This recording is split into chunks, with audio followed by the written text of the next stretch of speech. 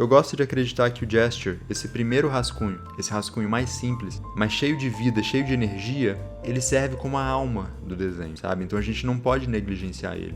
E eu percebo que muitas vezes, quando a gente vê um desenho com um gestual fraco, ele acaba parecendo um desenho sem alma, sabe?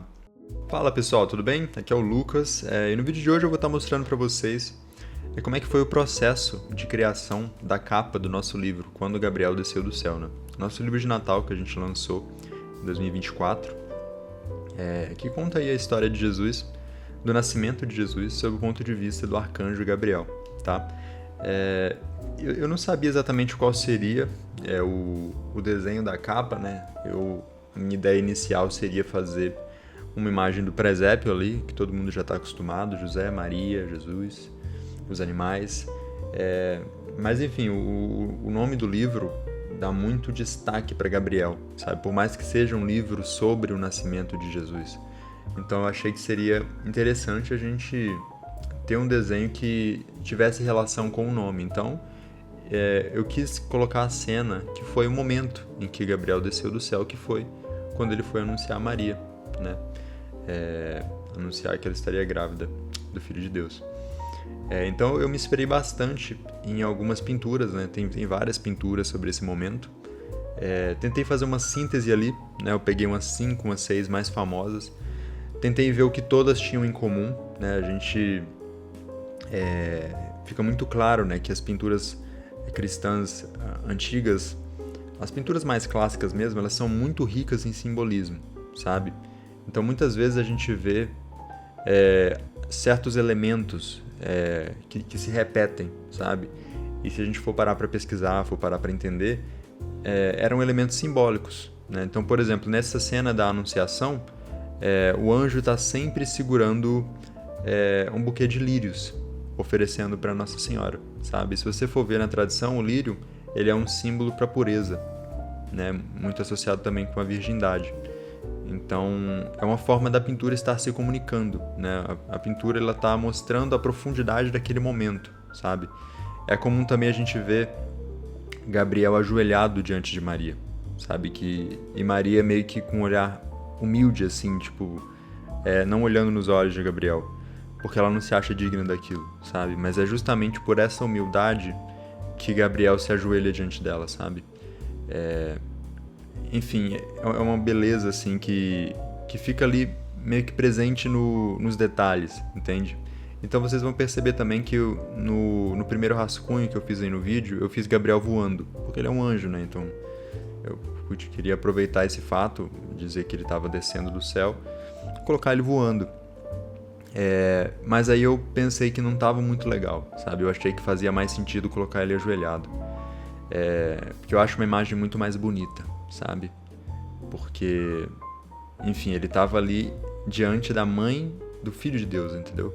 Então, o anjo é submisso a ela, sabe? E é muito bonito isso, porque é uma humana e um anjo, sabe? A gente está acostumado a ver os anjos como seres superiores a nós. E o mistério da encarnação é justamente esse, você ter ali uma pessoa que foi preparada e escolhida por Deus para ser a rainha de todos os anjos, né? Então, é uma cena muito bonita, tá? Então, eu estava fazendo aí esse rascunho.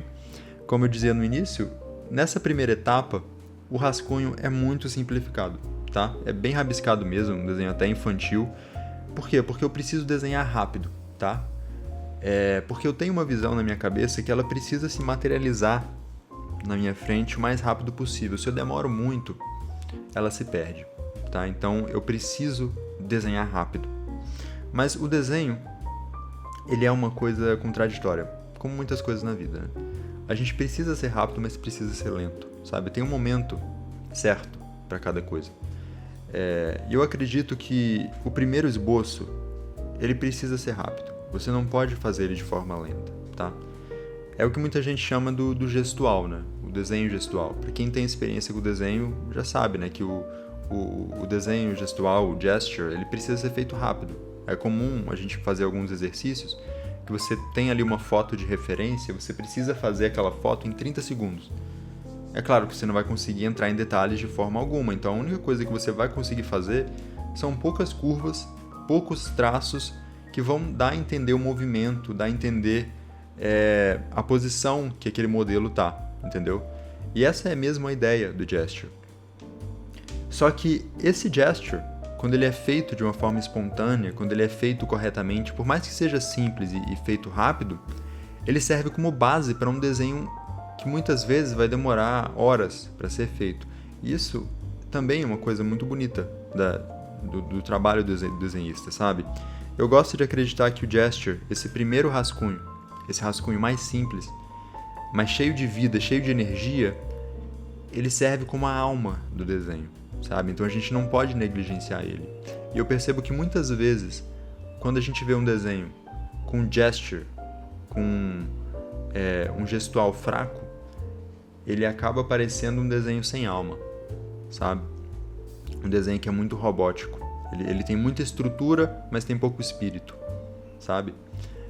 E muitas vezes é porque faltou o gesture. Porque quando o desenhista foi fazer, ele se preocupou muito com a técnica, se preocupou muito com a estrutura do personagem, com a perspectiva, mas esqueceu do espírito. Esqueceu de pegar ali o movimento, aquela coisa que muitas vezes define o que a gente está vendo, sabe?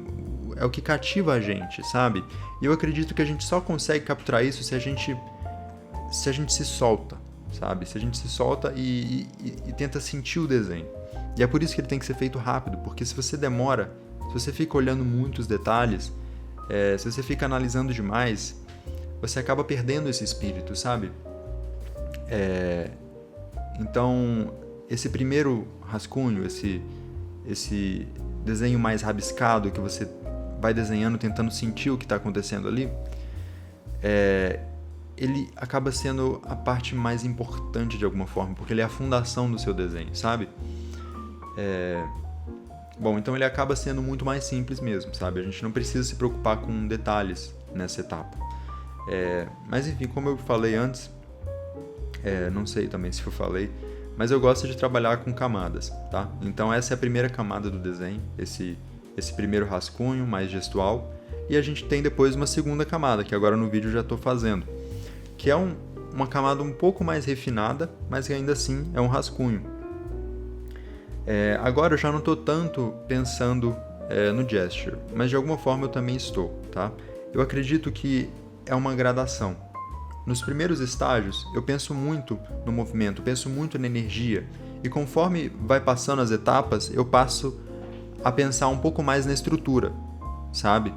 Então agora eu não estou pensando só no movimento geral, só na posição do personagem. Agora eu também tenho que pensar em fazer corretamente os dedos da mão dele, sabe? Eu tenho que pensar nas dobras da roupa. Isso é uma coisa um pouco mais técnica. E essa é a etapa certa para fazer isso.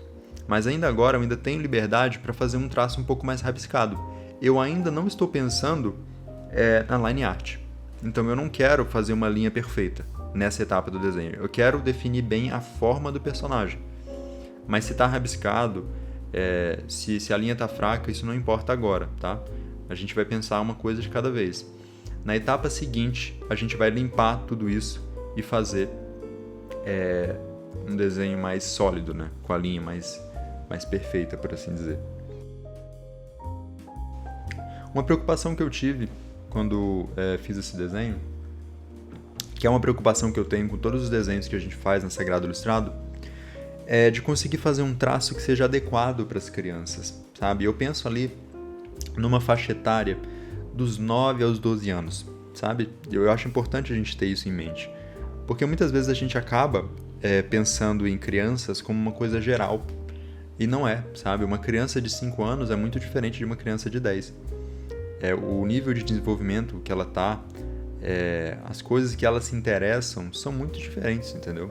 Se você for ver os desenhos que uma criança de 5 anos assistiria, seria um nível ali Discovery Kids, sabe? Quando a gente é criança, como a gente tem contato com isso, né, canais de desenho, a gente acaba percebendo essa diferença. Mas os desenhos do Discovery Kids não são a mesma coisa que os desenhos do Cartoon Network, sabe? Uma criança percebe. Às vezes, um adulto desatento acaba não percebendo isso, Mas, enfim, os desenhos da Cartoon Network são para crianças mais velhas, enquanto os da Discovery Kids são para crianças menores. Então, assim, o roteiro é mais bobinho, claro, a história é muito mais simplificada, e os personagens são feitos de uma forma mais simples. O traço deles não tem tantos detalhes. Enquanto na Cartoon Network, você tem desenhos ali mais maduros, com roteiros que são mais elaborados, com histórias mais complexas e desenhos mais complicados também, porque crianças mais velhas, elas demandam isso, sabe? E o que eu sinto nesse mercado católico que a gente tem, é que tem muita gente produzindo conteúdo para essas crianças muito pequenas, sabe? Então a maioria dos desenhos que a gente vê,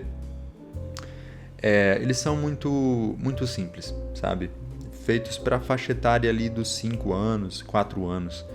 Mas o que eu vejo é que uma criança de 11 anos, uma criança de 12 anos, ele já quer uma coisa mais complexa, já quer uma coisa com mais substância para ele poder consumir, sabe? E eu acho que falta muito disso no mercado hoje. Acho que não tem muita coisa para essa faixa etária, sabe? E esse foi um dos motivos de eu ter começado aqui o Sagrado Ilustrado. E é o que eu tô pensando também na hora de fazer esse desenho aí, né, da capa do livro. Eu tenho uma preocupação em fazer um traço que seja interessante para essa faixa etária, para essas crianças aí, sabe? Então eu não queria fazer uma coisa muito infantil, muito exagerada, sabe? Um personagem com a cabeça enorme, o corpo pequenininho, com uma carinha bobinha, os olhos enormes, sabe? Eu não queria fazer isso. É claro que eu também não fiz um traço realista, sabe? Eu não estou fazendo aqui um livro para adolescentes, que é outra faixa etária. Se a gente for falar de adolescentes de 15, de 16 anos, a gente já vai pensar aí num traço de quadrinhos. Homem-Aranha, Batman, em que a proporção é quase igual uma proporção real, sabe? No sentido de o tamanho da cabeça, sabe? A gente sempre mede a proporção do desenho com base no tamanho da cabeça, é bem comum. Então, desenhos infantis tendem a ter a cabeça muito maior que o corpo. E aí, conforme vai ficando mais maduro, aí a cabeça vai ficando mais pro tamanho real, né? Então é isso, pessoal. Nesse vídeo eu não vou mostrar todo o processo, tá? Do desenho dessa capa. Ainda falta fazer aí a line art e as cores. Mas eu não queria fazer um vídeo muito longo e também não queria fazer uma coisa meio dispersa, falando de várias etapas diferentes. Então eu preferi dividir assim, tá? Eu vou fazer aqui o rascunho. No próximo vídeo eu vou falar sobre a line art também, que tem alguns detalhes assim que é importante a gente falar sobre. E depois eu falar sobre a pintura, que a pintura também foi bem desafiadora, que infelizmente eu não gravei todo o processo, gravei só algumas partes, mas eu vou passar aqui por cima falando um pouco sobre também, em outro vídeo, né? Mas por hoje é só, espero que tenham gostado do conteúdo, vou tentar postar aqui com mais frequência. Me digam aí nos comentários se vocês gostaram desse estilo de vídeo, né, da speed art, de eu comentando por cima. E sugiram também outros modelos de vídeo que vocês gostariam de ver por aqui, que eu ficaria muito feliz de ver a opinião de vocês, tá bom? Eu vou ficando por aqui, um grande abraço, fiquem com Deus e até mais.